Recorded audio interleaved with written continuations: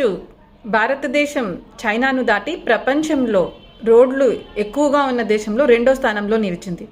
అమెరికాలో 68 లక్షల కిలోమీటర్లకు పైగా రోడ్లుంటే భారతదేశంలో 67 లక్షల కిలోమీటర్లు పైగా రోడ్లున్నాయి. అదే చైనాలో 52 లక్షల కిలోమీటర్లకు పైగా రోడ్లు ఉన్నాయి. మరి ఈరోజు మనం ఈ స్థితిలో ఉన్నామంటే దానికి ఆలోచన ఎప్పటిది? అది అటల్ బిహారీ వాజ్పేయి గారిది. సంకీర్ణ ప్రభుత్వంలో ఉన్నప్పటికీ భారతదేశం అభివృద్ధి చెందాలంటే ఇటువంటి నిర్ణయాలు ధైర్యంగా తీసుకున్నారు. ఒక దేశం ముందుకు వెళ్ళాలంటే అందులో మౌలిక వసతుల అభివృద్ధి చాలా ముఖ్యం అని ఆలోచించి నేషనల్ హైవేస్, ఇప్పుడు మన జాతీయ రహదారులు చూస్తున్నాము, వాటిని నిర్మించాలని తలపెట్టారు.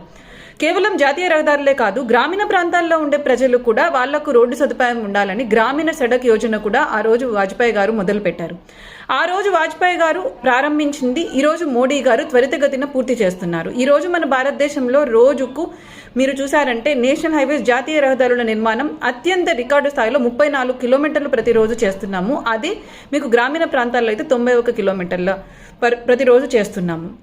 ఈరోజు బీజేపీ ఆంధ్రప్రదేశ్ నేతృత్వంలో ఆ మహనీయుడు అటల్ బిహారీ వాజ్పేయి గారి విగ్రహాలను ప్రతి జిల్లాలో మనము ఆవిష్కరించుకుంటున్నాము. అటల్ మోడీ సుపరిపాలన యాత్ర చేసుకుంటున్నాము.